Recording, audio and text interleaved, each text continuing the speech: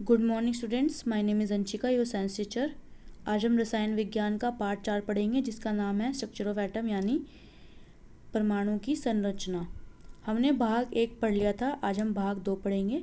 भाग 1 में हमने पढ़ा था कि जो परमाणु हैं वो क्या होते हैं, किससे मिलकर बने होते हैं, इलेक्ट्रॉन और प्रोटॉन से, बताया था मैंने आपको। और जो हमने परमाणु मॉडल भी पढ़े थे, एक तो जे थॉमसन का पढ़ा था और एक पढ़ा था रदरफोर्ड का। वो दोनों ही नहीं बता पाए थे कि जो इलेक्ट्रॉन है वो नाभिक के आसपास कैसे घूमता है। तो अब आज हम पढ़ेंगे हमारा बोहर मॉडल ऑफ एटम, मतलब बोहर का मॉडल। रदरफोर्ड के मॉडल पर उठी आपत्तियों को दूर करने के लिए बोहर ने परमाणु की संरचना के बारे में निम्नलिखित अवधारणाएं प्रस्तुत की। उन्होंने बताया कि जो हमारी संरचना है वो किस प्रकार होती है परमाणु में। तो पहला क्या बताया उन्होंने कि जो इलेक्ट्रॉन होते हैं वो केवल निश्चित कक्षाओं में ही चक्कर लगाते हैं। अब आप देखेंगे जो इलेक्ट्रॉन होते हैं वो एक निश्चित कक्षा है उनकी, उसी के ऊपर वो चक्कर लगाते हैं, ना इधर जाते ना उधर जाते। इन कक्षाओं को ऊर्जा स्तर होता है, ऊर्जा स्तर कहते हैं इनको, कि जो जितनी उनकी ऊर्जा होती है इलेक्ट्रॉन की उतनी ही रहती है, ना कम होती है ना ज़्यादा होती है। एक परमाणु का ऊर्जा स्तर ये कक्षाएं या कोश की LMN या 1, 2, 3, 4 के द्वारा दिखाई जाती है। अब इसमें देख रहे हैं हम जो ये कक्ष हैं ये किसके द्वारा दिखाई जा रही है, KLMN या फिर 1, 2, 3, 4 के द्वारा ये दिखाई जा रही है। अब KLMN क्या है, के जो कक्ष है उसके अंदर जो हम बताएंगे कि पहला जो कक्ष है वो के होता है, जो दूसरा कक्ष है वो L है, तीसरा है M और चौथा है N। तो हमें कक्ष के बारे में पता लग गया कि कौन कौन से कक्ष है और जो हमारे इलेक्ट्रॉन है वो कैसे घूमते हैं। अब जो जे चैडविक है उन्होंने ये बताया था कि एक और उन्होंने खोज की थी, अब परमाणु कण की उन्होंने खोज की थी जिसका नाम है प्रोटॉन। प्रोटॉन क्या होता है, प्रोटॉन के ऊपर कोई भी आवेश नहीं होता, 0 आवेश, 0 आवेश होता है, जैसे कि आप इसमें देख रहे हैं। इसको ऐसे दर्शाया जाता है, N के ऊपर 0। इलेक्ट्रॉन के हम पढ़ा था कि E के ऊपर माइनस लगा के इसको दर्शाया जाता है, P के ऊपर प्लस लगा के प्रोटॉन को दर्शाया जाता है और N के ऊपर 0 लगा के 0 लगा के न्यूट्रॉन को दर्शाया जाता है। ये कहाँ होता है, ये नाभिक में पाया जाता है प्रोटॉन के साथ। और इसका जो न्यूट्रॉन है और प्रोटॉन है इसी का जो हमारा होता है, यही माना जाता है जो हमारा द्रव्यमान होता है वो प्रोटॉन का और न्यूट्रॉन का माना जाता है, और इलेक्ट्रॉन का द्रव्यमान नगण्य होता है, ना के बराबर होता है। तो ये तीसरी जो परमाणु है कण है वो खोज किसने की थी, जे चैडविक ने, उन्होंने प्रोटॉन नाम दिया था इसका। अब हम पढ़ेंगे कि जो ये विभिन्न कक्षाएं होती है इलेक्ट्रॉन कैसे इसके अंदर विचलित होते हैं। अब हम पढ़ेंगे कैसे होते हैं। इन नियमों के अनुसार किसी कक्षा में उपस्थित अधिकतम इलेक्ट्रॉन की संख्या को सूत्र, जो कितने इलेक्ट्रॉन होंगे एक कक्ष में, वो कैसे बताया गया, वो एक फॉर्मूले से बताया गया। वो फॉर्मूला था 2n की जो पावर है वो 2n की शक्ति जो है वो 2 से दर्शाया गया। जहाँ पे जो n है, इसमें आप देख रहे हैं जो n है वो क्या है, 1, 2, 3, 4। n मतलब नंबर ऑफ, मतलब कि कितनी कौन सी कोश है, 1 है, 2 है, 3 है, 4 है। ठीक है, अब आपको समझ आ गया होगा कि कौन सा फॉर्मूला है, 1, 2, 3, 4। अब हम इसमें देखेंगे कि जो हमारी कोश है उसमें कैसे निकालते हैं। जो 2 से हम किसको गुणा करेंगे, 1 को, क्योंकि जो पहली कोश है वो 1 है, तो उसके अंदर कितने इलेक्ट्रॉन पाए जाएंगे, 2।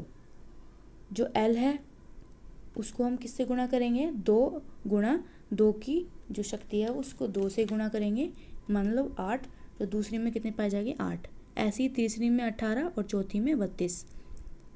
लेकिन इसके हिसाब से तो ऐसे पाए जाएंगे, लेकिन बोहर ने बोला था कि जो पहली जो कोश है उसके अंदर 2 ही पाए जाएंगे, लेकिन जो बाकी की जो कोश हैं उसके अंदर 8 ही पाए जाएंगे, 8 से ज़्यादा नहीं हो सकते। अब हमें पता लग गया कितने हो सकते हैं और कैसे।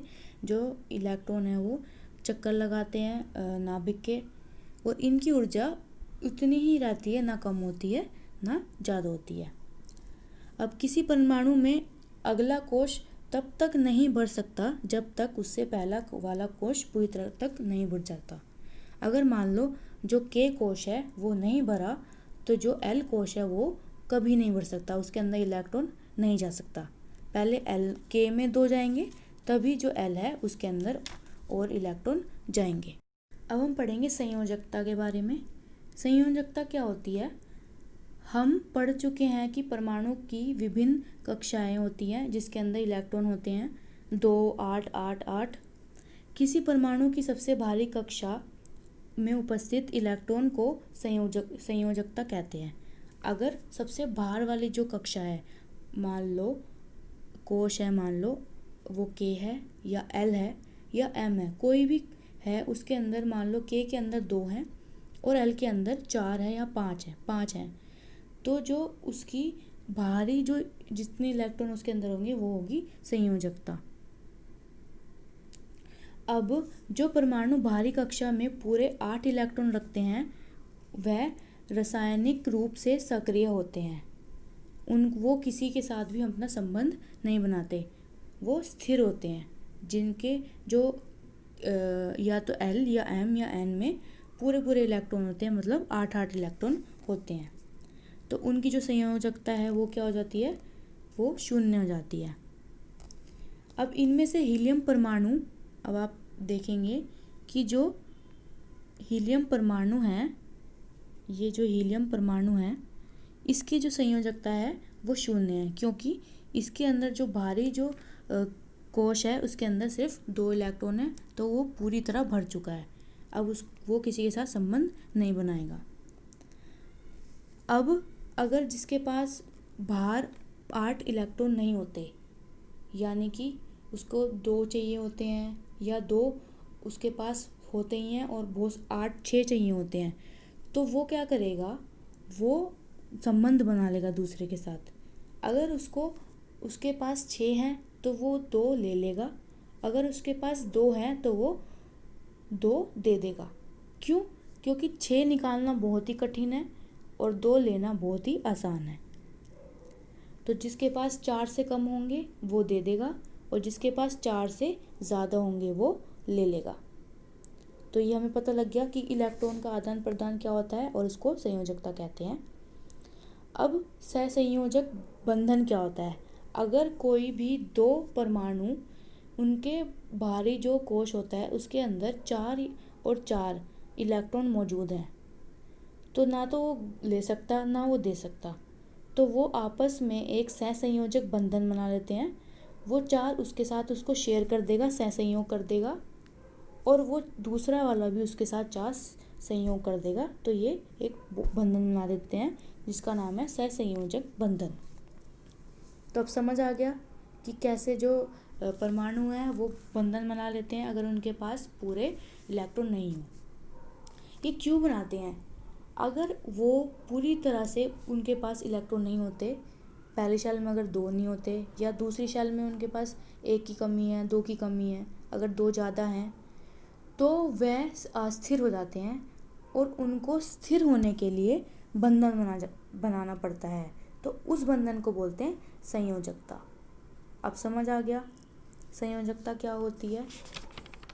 अब हम पढ़ेंगे कि जो कैसे संयोजकता हम देखते हैं, अब पढ़ेंगे हम इसके बारे में। अब जैसे हाइड्रोजन है, हाइड्रोजन के पास सिर्फ एक ही इलेक्ट्रॉन होता है, बाहरी जो कोश है उसकी पहली जो कोश है उसमें 1 इलेक्ट्रॉन होता है, या तो वो 1 इलेक्ट्रॉन ले लेगा या दे देगा। अगर वो लेगा तो वो स्थिर हो जाएगा, लेकिन अगर वो देगा तो वो अस्थिर हो जाएगा, क्योंकि उसके पास 1 भी इलेक्ट्रॉन नहीं बचेगा। अब जैसे ऑक्सीजन है, अब ऑक्सीजन के बाहरी जो उसका जो कोश है उसके पास 6 हैं, 6 इलेक्ट्रॉन हैं। तो 6 इलेक्ट्रॉन हैं तो उसको पता है कि 6 इलेक्ट्रॉन देने तो बहुत ही कठिन है, लेकिन जो 2 इलेक्ट्रॉन लेने हैं वो बहुत आसान। तो जो ऑक्सीजन है वो क्या कर लेगा, 2 इलेक्ट्रॉन अपने पास ले लेगा और वो संयोजकता कर लेगा, बंधन बना लेगा।